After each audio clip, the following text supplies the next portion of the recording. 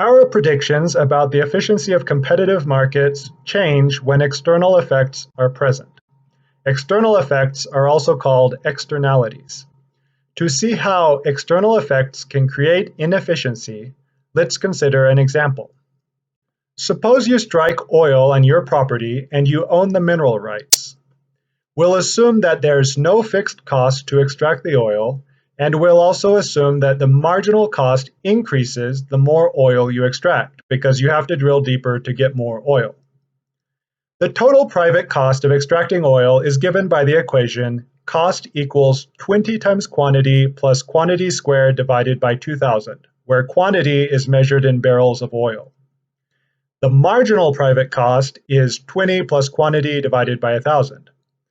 That's the cost of extracting an additional barrel of oil when not taking into account any costs that extracting and using oil imposes on other people who are not parties to the contract, such as, for example, by increasing greenhouse gas emissions. Given these assumptions, the marginal private cost curve is an upward sloping line. We also assume that you operate in a perfectly competitive market, so that you are a price taker, which means that you can't sell above the market price, and there's no incentive to sell below the market price either. So you take the market price as given. The equilibrium price of a barrel of oil is assumed to be $50. So the price doesn't change depending on how many barrels of oil you produce.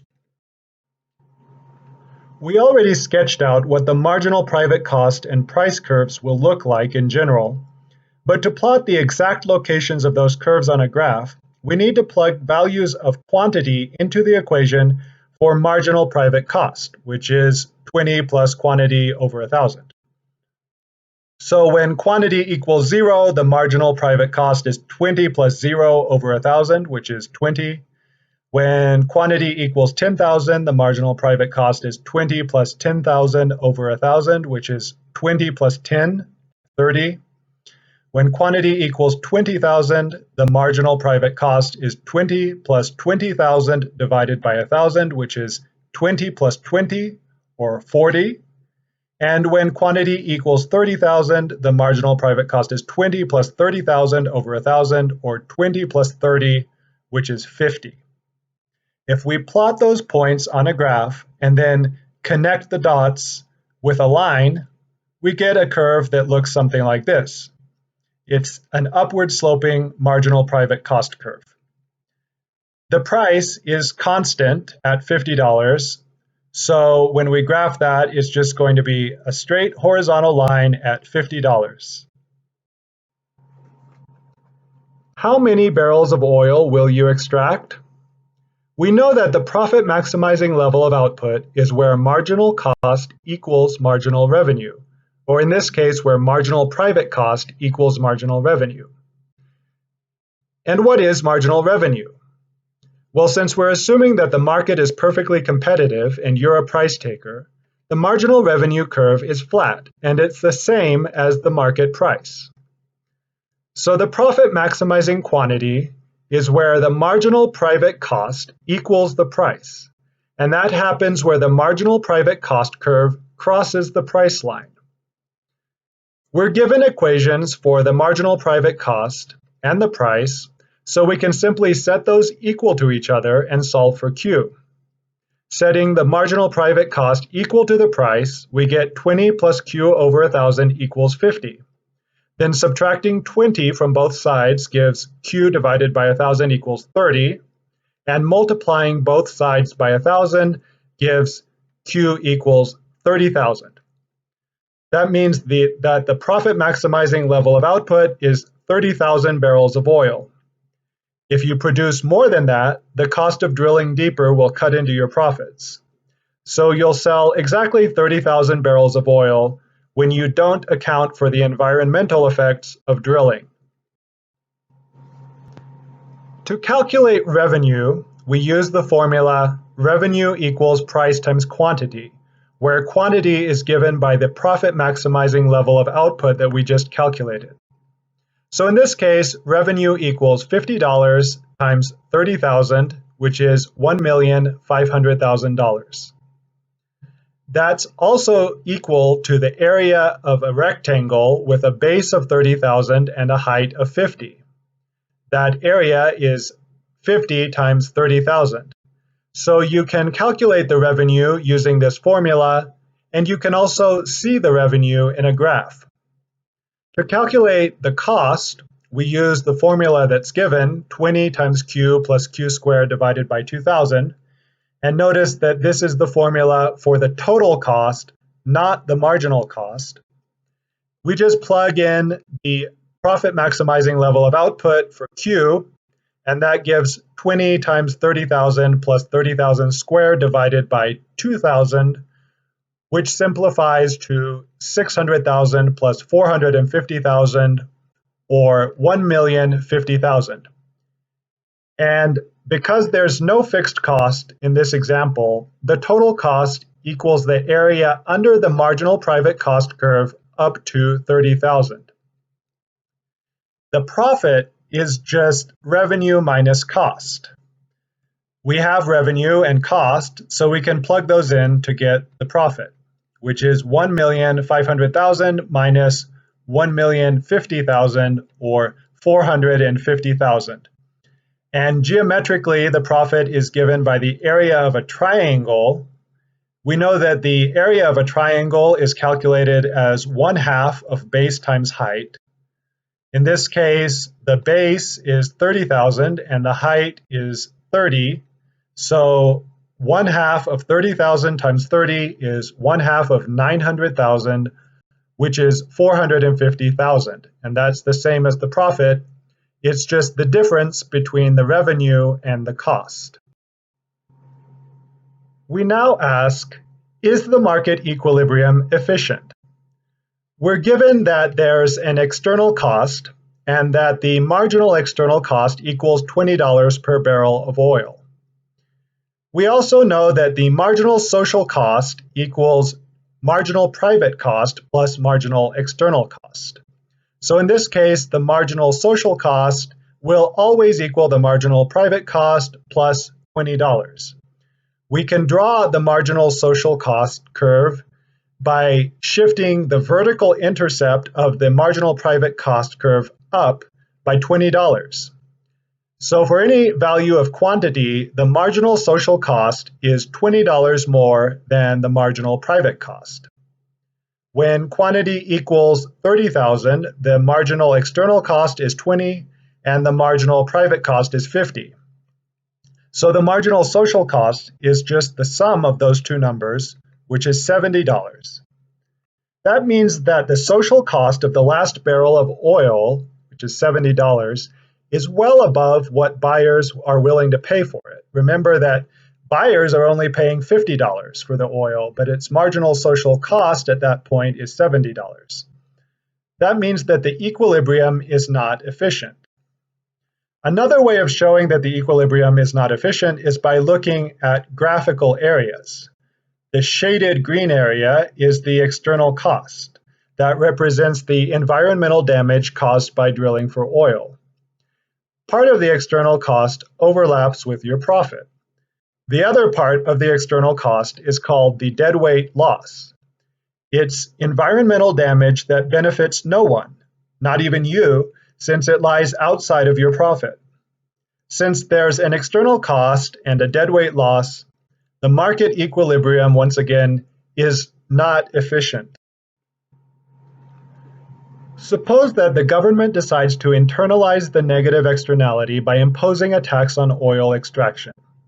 What tax should it charge per barrel of oil? The tax should equal the marginal external cost at the optimal quantity. Since the marginal external cost is constant in this example, we know that the tax should equal $20 per barrel of oil. A $20 per barrel tax will eliminate the deadweight loss and reduce oil extraction to the efficient level.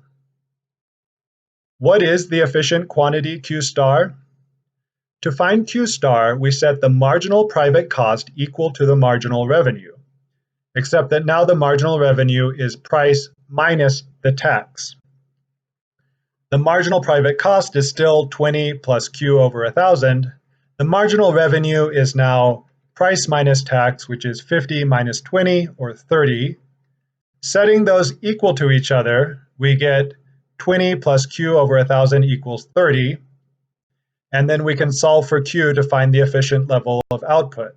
Subtracting 20 from both sides gives us Q divided by 1,000 equals 10. And then multiplying both sides by 1,000 gives us Q star equals 10,000. That means that the efficient level of output is 10,000 barrels of oil. Note that that's where the marginal social cost equals price, and also where there's no deadweight loss. The price buyers will pay for your oil is still $50 per barrel, but now you will only receive $30 per barrel after the tax. So your new profit maximizing level of output, which is also the efficient level of output, is 10,000 barrels. The government's tax revenue equals tax per barrel of oil times the number of barrels sold. In this case, that's $20 per barrel times 10,000 barrels, which is $200,000 in tax revenue, and that's represented by the area of a rectangle with a base of 10,000 and a height of 20. Your revenue equals the after-tax price you receive times the quantity sold. The after-tax price is $30, which is just $50 minus the tax of $20. So your revenue equals $30 times 10,000, which is $300,000. And that's the area of a rectangle with a base of 10,000 and a height of 30. To find the cost, we use the same formula as before, except that now we substitute in the efficient level of output for Q. So cost equals 20 times 10,000 plus 10,000 squared divided by 2,000, which is 200,000 plus 50,000, or 250,000. And that is given by the area under the marginal private cost curve up to 10,000. The revenue minus the cost equals the profit. And that's 300,000 minus 250,000, or 50,000. And it's represented graphically by the area of a triangle, which is just the difference between the revenue and the cost. Even with the tax, there's still an external cost. But now the sum of the tax revenue plus your profit exceeds the size of the external cost, with the difference being represented by the area A. Now that we know the efficient level of output, Q star, we can go back and calculate the dollar value of the deadweight loss before the tax was imposed. The deadweight loss is just a triangle, so its area is 1/2 base times height. The base is 30,000 minus 10,000, which is 20,000, and the height is 70 minus 50, which is 20. So the deadweight loss is 1/2 of 20,000 times 20, which is 1/2 of 400,000, or 200,000. To calculate the economic surplus before the tax was imposed, we need to know the amount of profit, and remember that the part of your total profit that does not overlap with the external cost is given by the area labeled A. Then the economic surplus before the tax was imposed is equal to the area A minus the deadweight loss. Area A is a triangle with a base of 10,000 and a height of 10. So its area is 1/2 base times height, or 1/2 of 10,000 times 10, which is 50,000. So the pre-tax economic surplus was 50,000 minus 200,000, which is negative 150,000, meaning that when you were extracting 30,000 barrels of oil before the tax, society suffered a net loss. To summarize, the economic surplus before the tax was imposed was area A minus the deadweight loss, which is negative 150,000. After the tax was imposed, the quantity fell from 30,000 to 10,000 and the deadweight loss disappeared. The new economic surplus is just area A, which equals 50,000. So the tax has increased the total surplus by 200,000, by eliminating the negative externality. In other words, the economic surplus went from negative 150,000 to positive 50,000 by eliminating the deadweight loss. So in the presence of a negative externality, a tax can be used to move the market to the efficient level of output.